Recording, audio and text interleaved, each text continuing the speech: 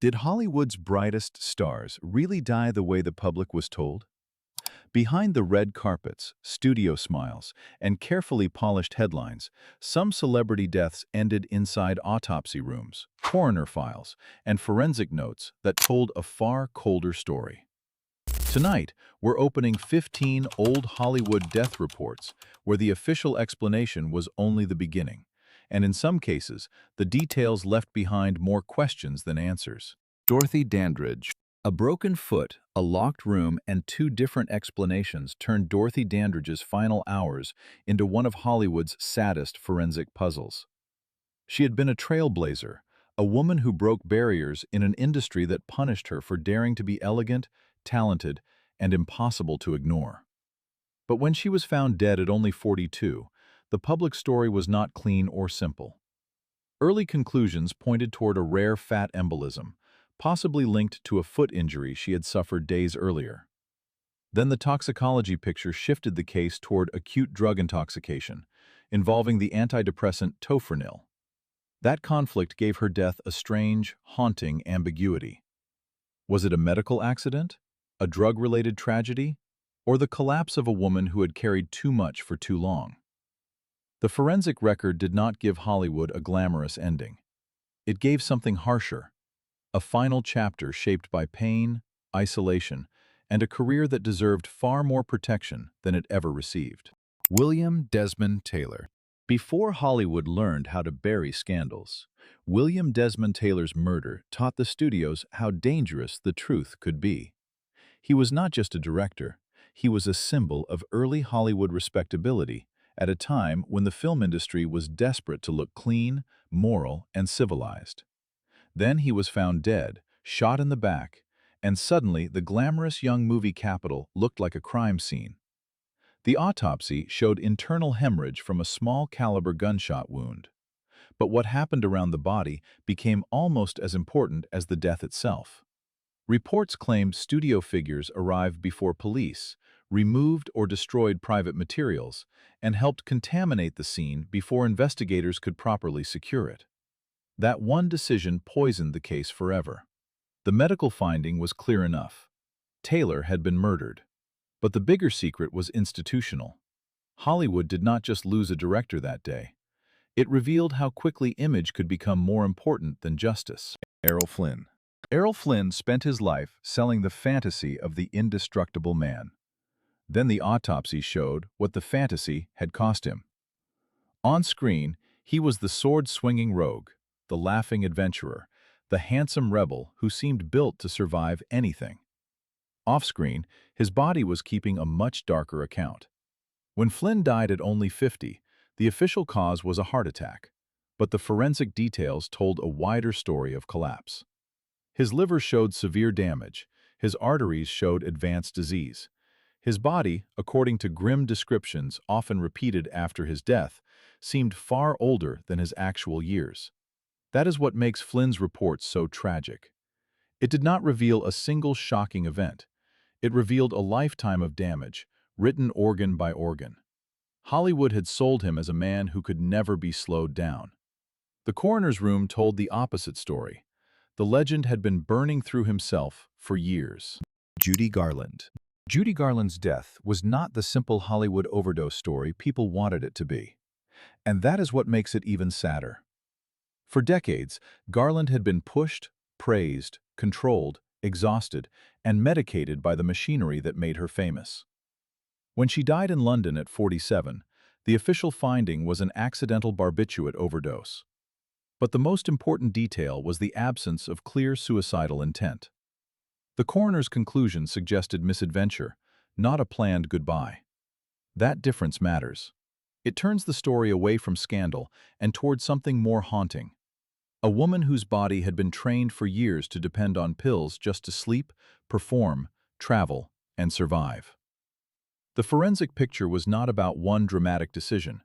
It was about accumulation, the slow build of chemicals, exhaustion, pressure, and damage. Garland's final report exposed the cruelest truth about old Hollywood. Sometimes the studio system did not destroy stars suddenly. It trained them to disappear slowly. Montgomery Clift. Montgomery Clift's autopsy did not need a mystery to be devastating, because his body had already become the evidence. Once one of the most sensitive and magnetic actors in American film, Clift carried a different kind of fame after his terrible car crash in 1956. The accident damaged his face, intensified his pain, and changed the way Hollywood looked at him. When he died at 45, the official cause was coronary artery disease, a natural death on paper. But the deeper forensic reality was harder to ignore. Severe arteriosclerosis at that age suggested a body under extraordinary strain. Years of alcohol use, medication, chronic pain, and emotional pressure had left their mark. People often call Clift's later years the longest suicide in Hollywood. But the autopsy reads more like a slow medical surrender. He did not simply vanish after the crash. He kept working, kept hurting, and kept carrying damage the camera could only partially hide. Lupe Velez. Hollywood turned Lupe Velez's death into a cruel joke, but the actual report told a much more tragic story. For decades, a vicious rumor claimed that the fiery Mexican star died in a humiliating bathroom accident after taking sleeping pills. It became one of the ugliest myths in celebrity history, repeated because it sounded scandalous, not because it was true. The documented account was far simpler and far sadder. Velez died from a seconal overdose and was found on her bed, not in the grotesque scene gossip invented. That correction matters because it restores a piece of dignity to a woman whose life had already been reduced too often to stereotypes, temper, and tabloid drama. Her death was not slapstick. It was not a punchline.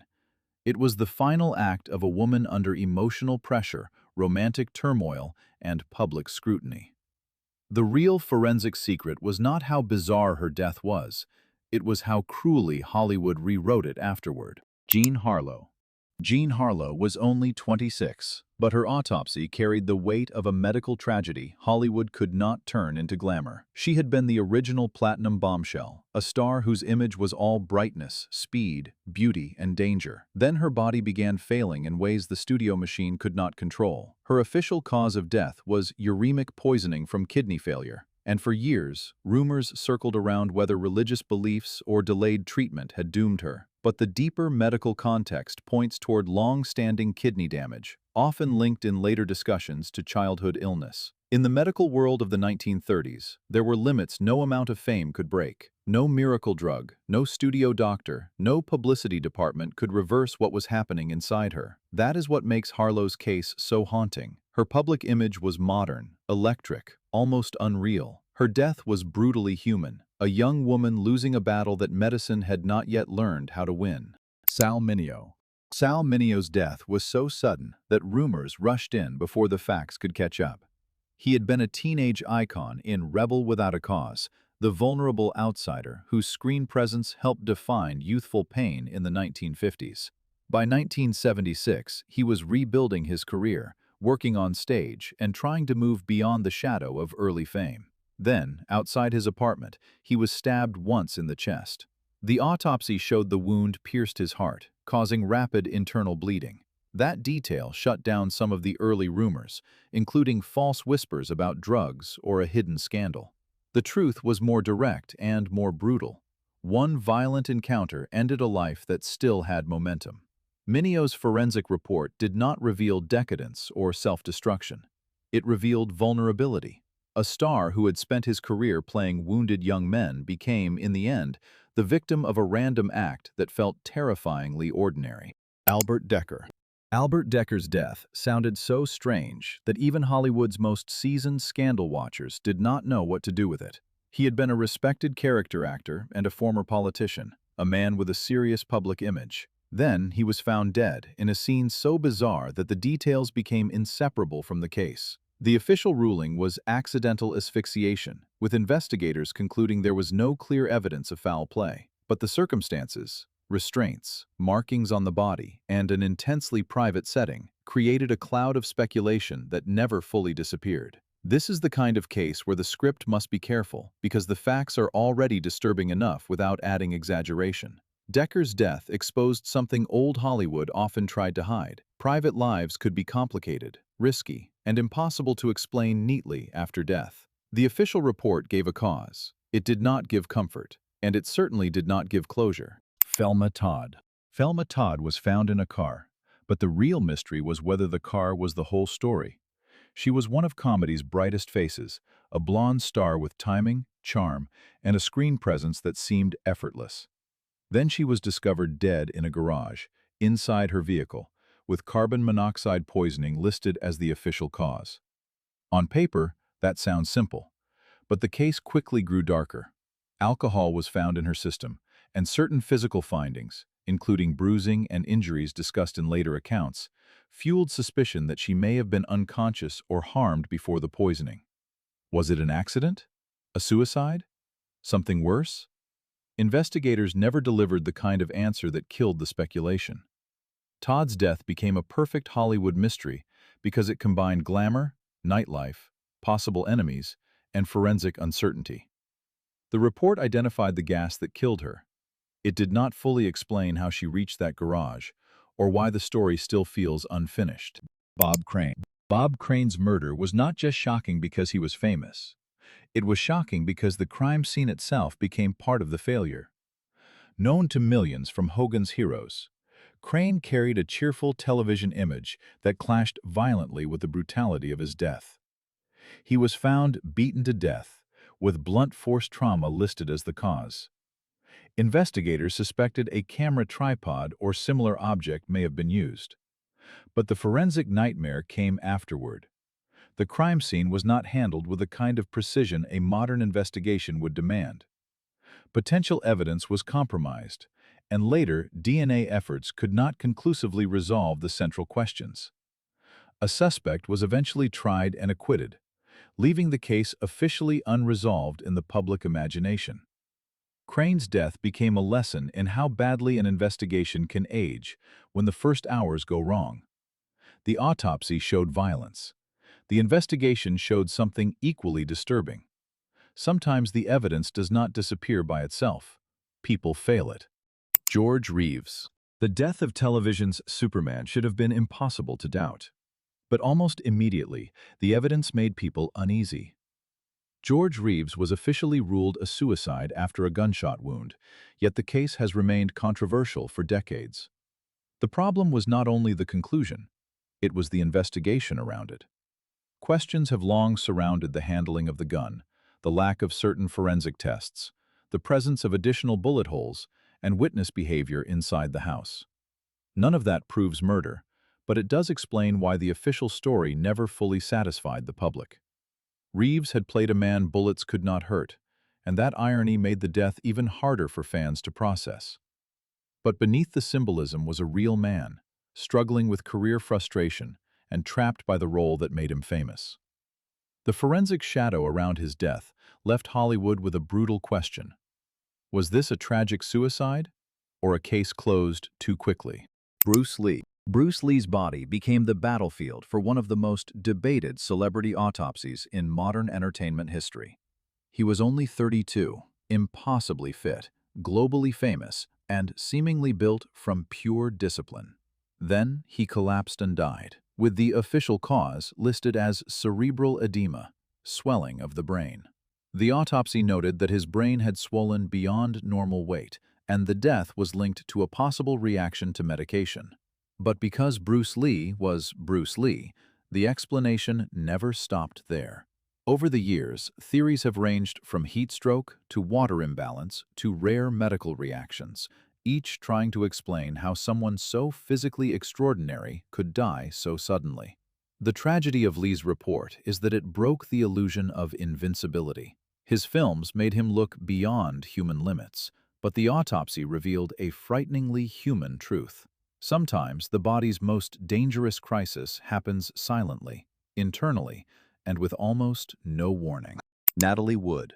Natalie Wood's death did not stay buried because the water kept giving back questions. She was beloved, glamorous, and deeply associated with some of Hollywood's most iconic films. Then she vanished from a yacht and was found drowned off Catalina Island. At first, the death was ruled accidental. For years, that was the official frame. But the case changed when the death certificate was later amended to drowning and other undetermined factors. The renewed attention focused heavily on bruises and unanswered questions about what happened before she entered the water. That amendment did not declare a murder. It did something more unsettling. It admitted the original explanation did not fully account for everything. Wood's case remains powerful because it sits between celebrity myth and forensic uncertainty. The official record no longer offers the clean ending Hollywood might have preferred. Instead, it leaves a foggy final scene, a dark boat, cold water, missing time, and a star whose last moments remain unresolved.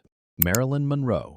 No old Hollywood autopsy report has been studied, doubted, defended, and mythologized like Marilyn Monroe's. By the time she died at 36, Marilyn was no longer just a movie star. She was an American obsession. Beauty, loneliness, power, vulnerability, and danger, all trapped inside one image. The official cause was acute barbiturate poisoning, with her death classified as probable suicide.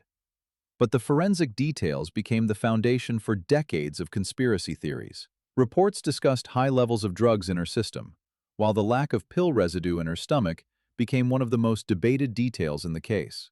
Experts have offered explanations, but mystery thrives when the victim is Marilyn. Her final report became more than a medical document. It became a cultural battleground. Was she a broken star who overdosed alone? Or was there something hidden beneath the official language? The tragedy is that even in death, Marilyn was not allowed peace.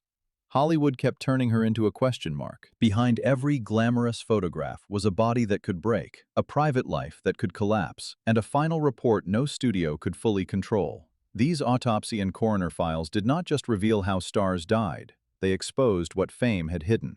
Which case still feels the most suspicious to you? Comment below and keep watching.